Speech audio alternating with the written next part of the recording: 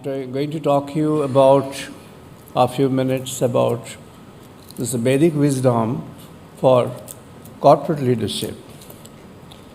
Since this is a HRD Congress, leadership comes as a very important component of human resources. I believe that every human person has an element of leader within. And that belief is there very much revealed in the Vedic wisdom. Why have I picked up Vedic wisdom to coin this idea? Because this idea has been prevalent in many literatures in the medieval, pre-modern, modern and postmodern era until today. And I guess this is going to be uttered by many people in forward period as well. Vedic period, this topic and this concept was tested. The scientific theory says something which has been tested effectively with a positive output and result can be considered as having some ingredient of truth, if not entirely truthful. I guess that was a proven truth during a period of few millennia. The Vedic period there were certain estimates. The recent estimates are that it's more than 25,000 years ago. And it lasted for more than 10,000 years at a stretch, with some segments, with some fragments, and then forward. Total would be around 15,000 years until the Harappan civilization. Now, what were the principles? Some of the principles were summarized and discussed between two great personalities who are great figures in the Mahabharata, the great epic of India, Mahabharata, rather the largest and most powerful epic in the human history till date. It was between Bhishma and Yudhishthira. Bhishma was a old man. He was on a bed of arrows created by Arjuna, and he was waiting for his time for leaving this world. But he had a wishful death. That's why he could survive. He could continue. And at that point of time, Lord Krishna came to him and requested him that you are a great person with a wisdom and a great love for this world, love for people.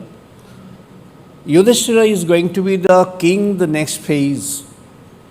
Why don't you pass on some of those important learnings that you have learned throughout your long life lived effectively? That was the beginning of a lesson called Raja Dharma. Raja Dharma is, Raja is king, Dharma is the attributes of the king or the principles of the king. King is a leader. There are 7 principles which were actually narrated by Bhishma to Yudhishthira. I'm not going to mention each one. I have recently published a book on this. It's published in India and it's going to be released in USA and UK very soon. And that's on the same title, where I have elaborated upon this in categorical terms with all examples given. But I'm going to mention a few points in a nutshell. The Raja Dharma begins with understanding yourself. Bhishma says that your mind is something which, functions erratic. It's like a monkey. Monkey is, it's always moving. It is restless. So it's like a monkey which is restless in nature. And assume that the monkey is meant to, bite. It's beaten by a scorpion. And now the monkey becomes more restless, violent. And again, don't stop here. Assume further that monkey which has been already bitten by the scorpion the monkey is made to drink a very strong, intoxicating liquor. So there are three different phases apart from the first phase. Now these are the four different conditions of the mind. The mind in a normal condition is kshipta, is restless, mudha, this is dull, vikshipta, that's, wild. And then finally, if you can get it down to this ekagra, that's the destination.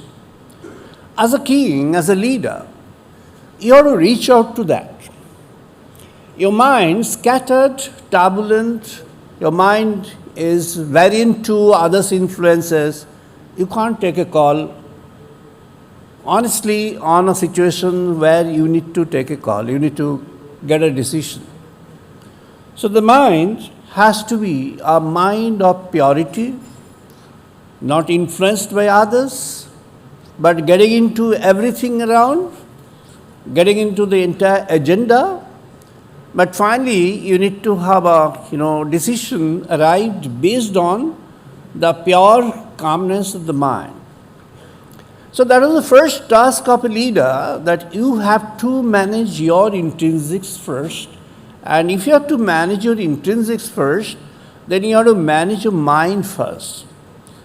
Then the second point that he's mentioned, that when you come to your mind and try to make it ekagra is a deeply concentrated, single-pointed conditions of the mind.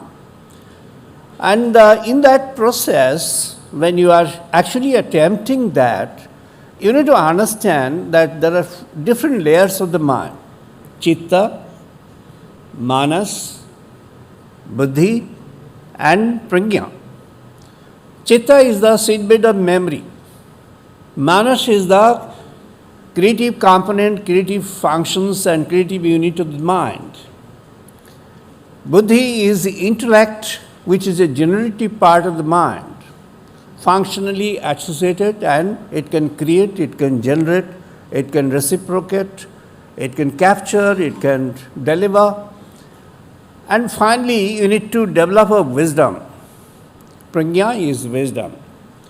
Wisdom comes only when you have got yourself connected with the intrinsic consciousness. Prior to that, it doesn't come.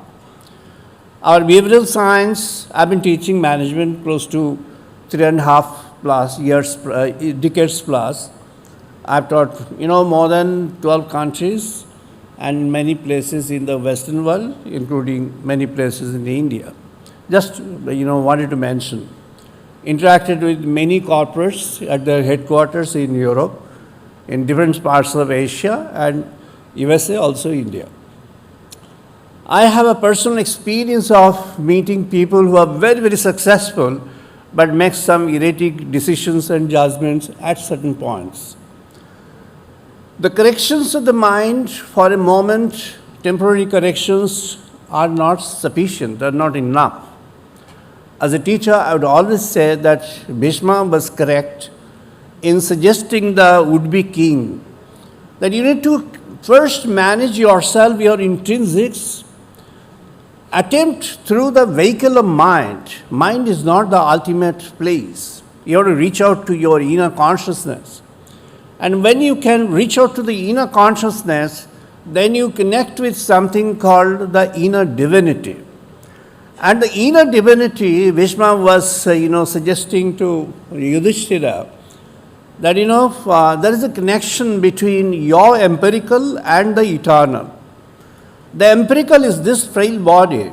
It doesn't remain. It has got a, it's a tenure track, it's a time-based. It may continue 100 years, it may not continue 10 years even. It is very into the externalities and other factors of the world. But there is something component which is eternal within. It's not perished. That's called Atman.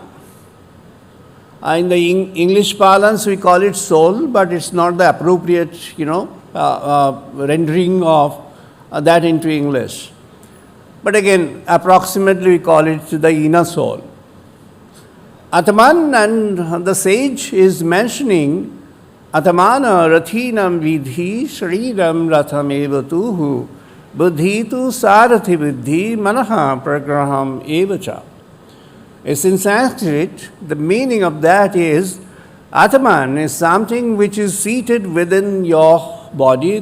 Consider this body as a chariot which carries the Atman.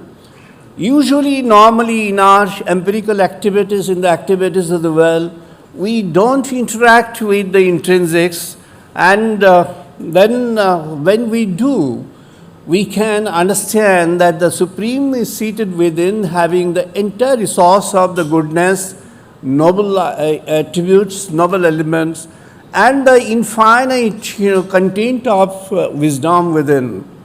If we can retrieve that, and then we have the connection with the Supreme Source of this truth, and then only you can deliver the best. 2 minutes more? Yeah. Well, that was the ultimate message Yudhishthira had received from Bhishma. And this ultimate, when we talk about, that is the method. I guess many of you are conversant with yoga.